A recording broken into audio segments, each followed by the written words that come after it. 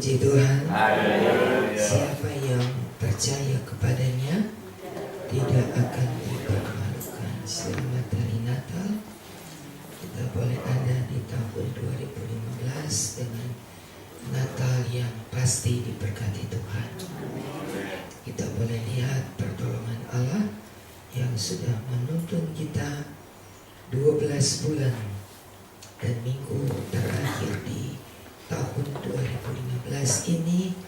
Kita boleh bersama-sama sehat, kita diberkati, kita diberikan kekuatan, kita boleh melihat pertolongan Allah sepanjang bulan, bahkan sepanjang tahun. Seperti kata firman Allah, dari awal tahun sampai akhir tahun, Allah sungguh sudah pelihara kita bersama.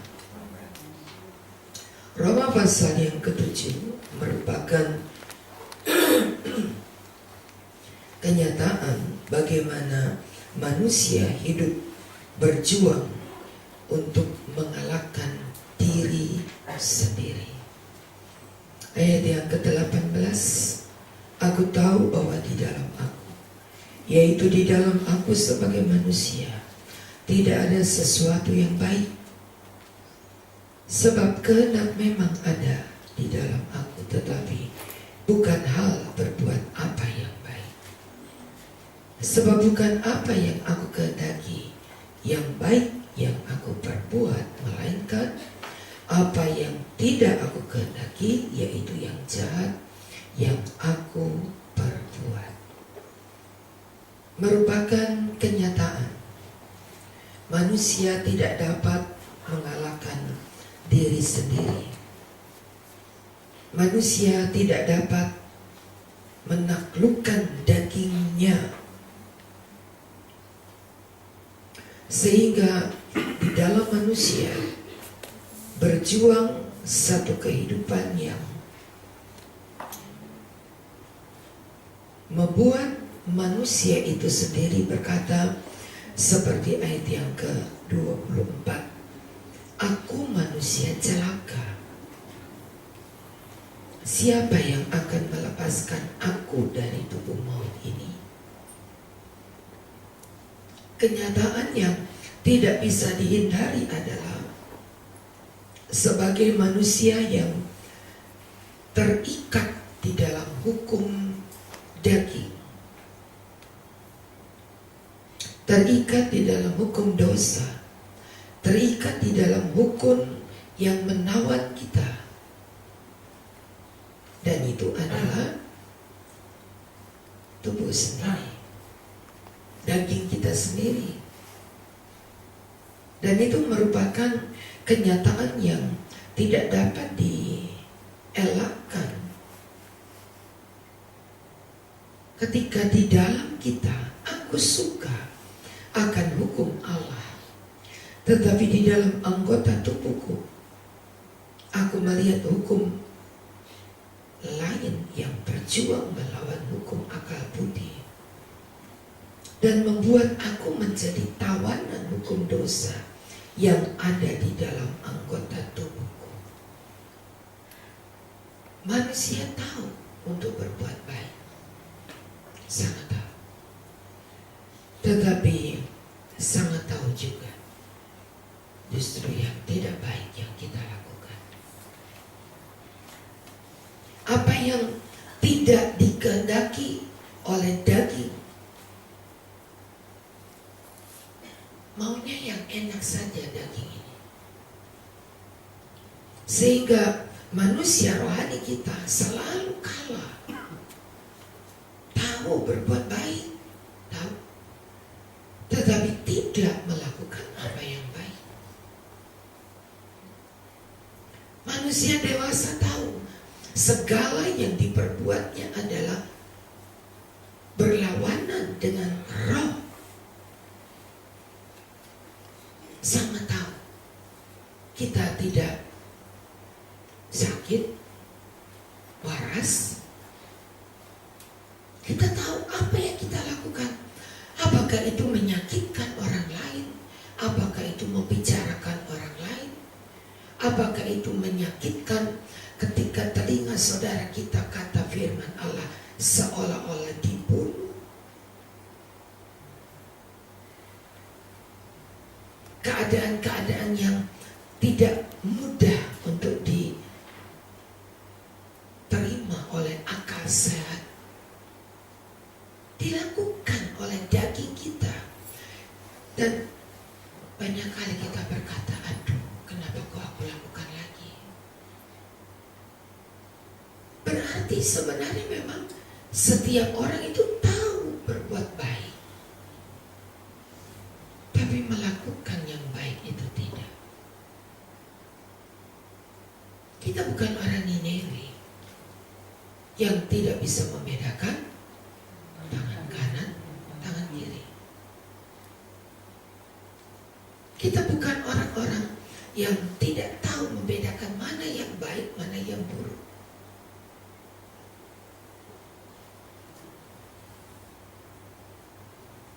Sangat tahu. Tapi sungguh kita tidak pernah menaklukkan kehendak daging kita untuk perkara-perkara yang menyenangkan Allah. Apa yang daging kita, yang hati kita ingin kita lakukan, kita buat saja. Urusan menyakiti orang itu nomor 2. Yang penting puas. Puas kalau melihat orang sakit, puas melihat orang sedih, puas untuk melihat orang merasa tersakiti, puas. Kita manusia rohani. Amin. Allah panggil kita, Allah tebus kita, Allah ubahkan hidup kita untuk jadi manusia rohani, bukan manusia jasmani. Ada banyak kali kita lakukan perkara-perkara yang bertentangan dengan hati kita.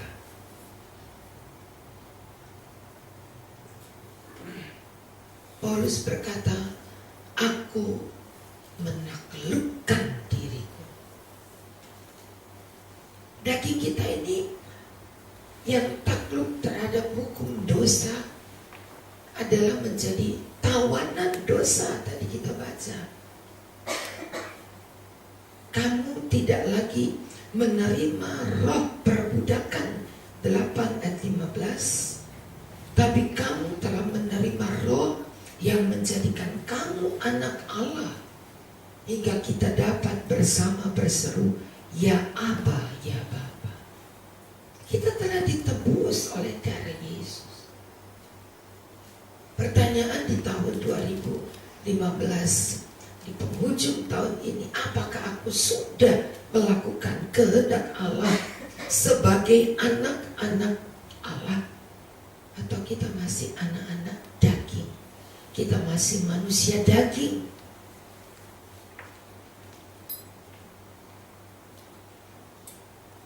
Allah ingin saudara, tahun boleh berganti sebentar, tinggalkan manusia-manusia lama kita dan hiduplah sebagai anak-anak Allah. Ketika kita melakukan yang bertentangan dengan hati kita, hati manusia lama kita yang ingin melakukan perbuatan-perbuatan yang berdosa, seperti yang menjadi keinginan hati kita, secara akal budi aku melakukan hukum Allah, maka roh kita yang di dalam kita lah yang akan bersorak. Allah ingin penghujung tahun 2015 ini ada kesadaran yang mengubahkan kita. Berubah, saudara. Berubah. Aduh Tuhan, tolong. Kita sudah semakin dekat dengan kedatangannya. Semakin dekat. Orang mungkin berkata, bodoh amat sih. Kenapa lakukan yang begitu? Bodoh amat. Biar aja. Yang penting kamu enak, kamu senang. Gak usah mikir orang lain. Daging kita yang berteriak lebih keras dari roh kita. Sementara manusia rohani kita ingin menampakkan diri. Ayat yang ke-19, menyatakan diri sebagai anak-anak Allah. Ingin menyatakan diri sebagai anak-anak Allah. Bukan anak-anak daging. Yang di dalam ini, saudara, yang di dalam. Allah ingin membuat saudara dan saya mempunyai satu kehidupan yang diubahkan. Di tahun 2015, tidak usah tunggu orang lain berubah, saya mau berubah. Agar saya mau disebut anak-anak Allah, untuk menyatakan diri sebagai anak-anak Allah. Dan itu yang menjadi doa kita bersama. Tolong saya, agar di dalam hidup keluarga kita di tahun 2016 nanti, manusia-manusia baru yang diciptakan oleh roh Allah akan ada di tengah-tengah jemaat Bulak-Seraya. Menjadi manusia baru yang tidak memikirkan keuntungan, keinginan, kehendak daging kita, tapi kita menjadi orang-orang yang melakukan kehendak Allah. Tolong saya. Ini menjadi doa yang kita angkat. Tuhan, tolong saya. Gak sekarang, kapan? Masa kita tunggu tahun 2020? Masih 4 tahun lagi boleh hidup segenap hati kita. Tapi kita berkata, Tuhan, ubahkan saya, tolong. Manusia daging dikalahkan, ayat yang ke pasal 7 ayat yang ke-25. Syukur kepada Allah oleh Yesus Kristus Tuhan kita. Syukur kepada Allah. Kita diubahkan hanya oleh karena Yesus Kristus Tuhan kita. Kita diubahkan menjadi manusia baru.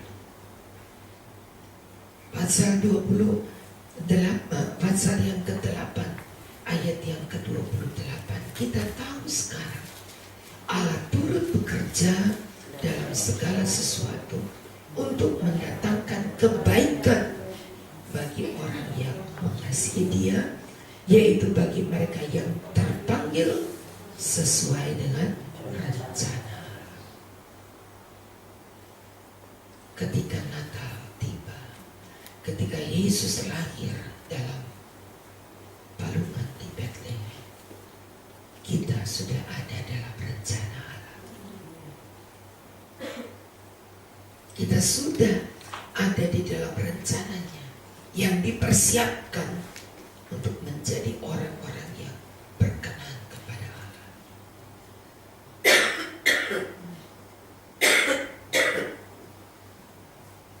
Yang dipersiapkan untuk menjadi orang yang berkenan.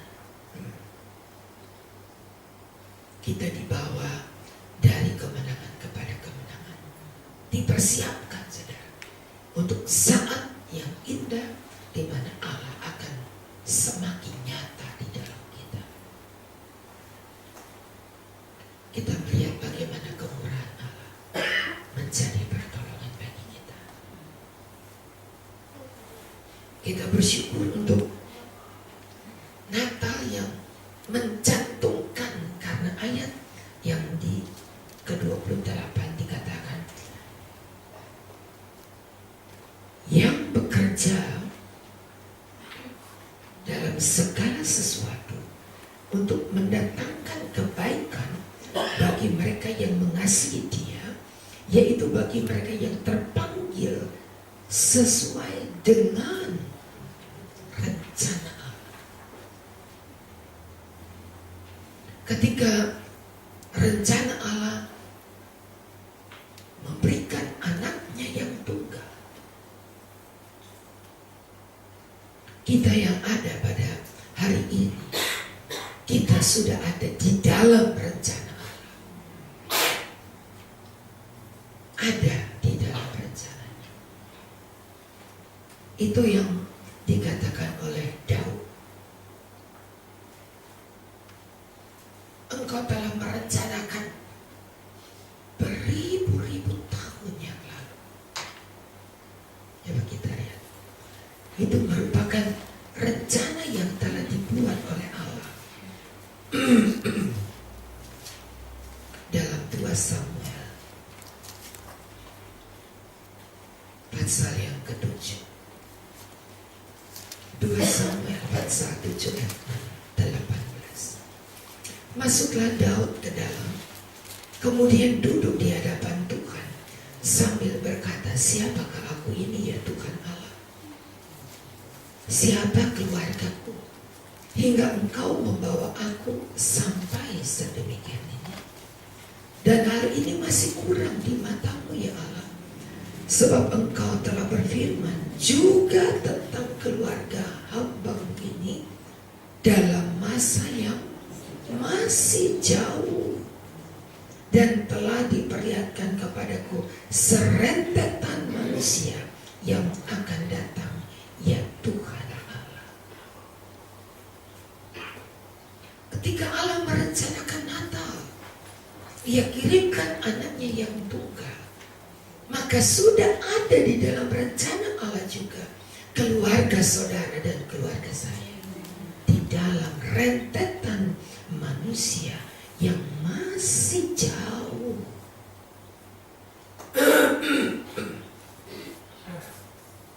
Yang masih jauh, yang gak kelihatan, tapi sudah ada di dalam rencananya Allah. Betapa baiknya Tuhan. Kita dituntun oleh Allah. Setiap orang yang mau ada di dalam rencana Allah adalah orang-orang yang boleh berada di dalam kegenapan rencana Allah. Tahun sekian saudara diselamatkan. Tahun sekian engkau dan keluargamu, engkau sudah punya anak, engkau sudah punya cucu, engkau punya buyut, sudah ada di dalam rencana.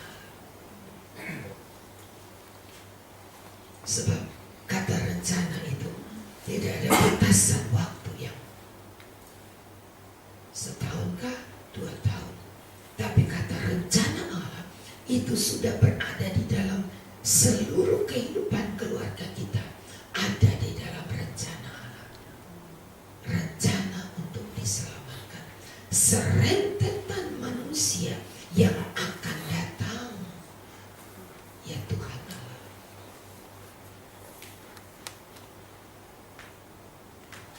Bersyukur kepada Tuhan untuk semua karyanya yang luar biasa. Allah tidak cuma merencanakan Yesus, tapi Allah merencanakan kita juga. Dia bukan cuma berkata, aku kirimkan anakku yang tunggal. Titik. Koma itu. Lalu kalimat berikutnya, supaya barang siapa. Rupanya kita di dalam rencana Allah, kalau barang siapa yang percaya, akan dia akan diselamatkan. Ketika kita berada di dalam rencana Allah, proses rencana Allah, ketika kita percaya kepada Yesus, kita dihisapkan masuk dalam rentetan rencana Allah. Tiap-tiap kita berada di dalam rentetan rencana Allah. Ada lagi nanti yang datang, ada lagi yang datang, ada lagi yang datang.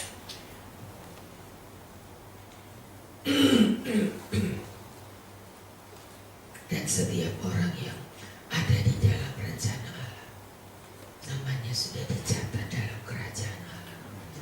Dicatat. Bukan cuma ada di dalam rencana gereja, tapi kita ada di dalam rencananya. Kita bersyukur buat semua ini.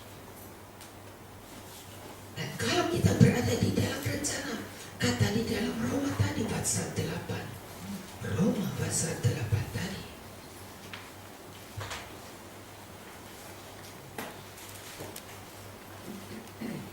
yaitu mereka yang terpanggil sesuai dengan rencana Allah. Sebab semua orang yang dipilih dari semula ditentukannya dari semula untuk menjadi serupa dengan gambaran anaknya, supaya ia anaknya itu menjadi yang sulung di antara banyak saudara. Ini program rencana Allah. Hingga di pasal 9 ayat yang ke-22. Jadi jika untuk menunjukkan murkanya dan menunjukkan kuasanya, Allah menaruhlah kesabaran yang besar terhadap benda kemurkanya yang telah disiapkan untuk kebinasaan, justru untuk menyatakan kekayaan kemuliaannya atas benda-benda belas kasihan yang telah dipersiapkannya untuk kemuliaan bersama 24, yaitu kita yang telah dipanggilnya bukan hanya dari antara orang Yahudi, tetapi juga dari antara bangsa-bangsa lain.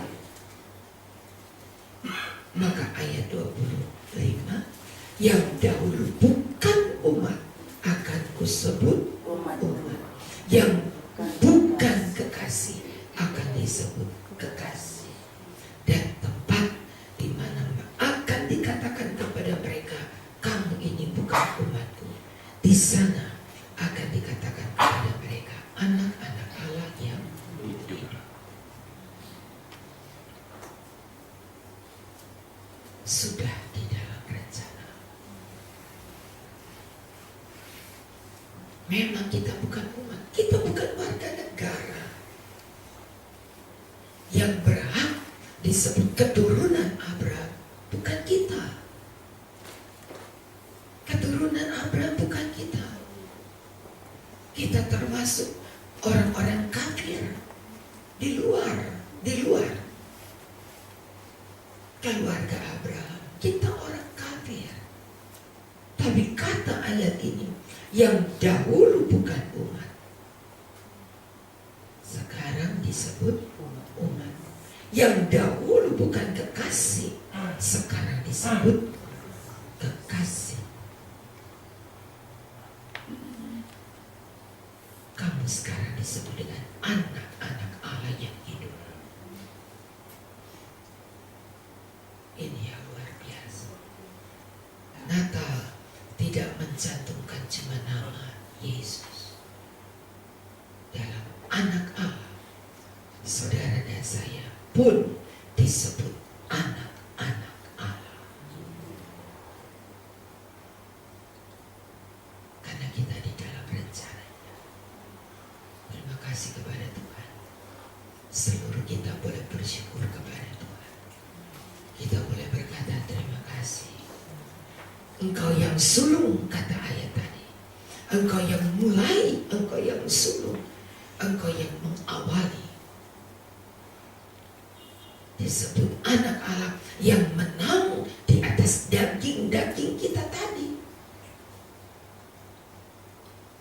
Dia adalah awal.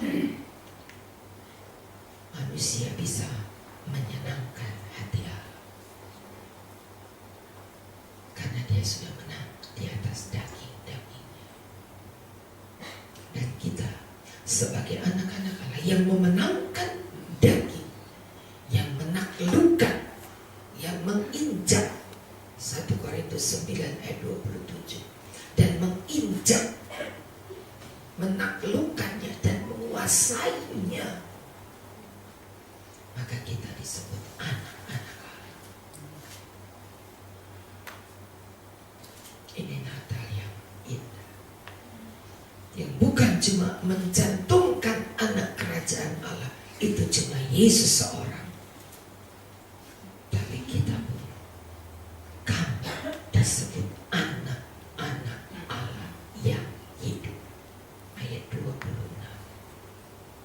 Dan di tempat di mana akan dikatakan kepada mereka, kamu ini bukan umatku, di sana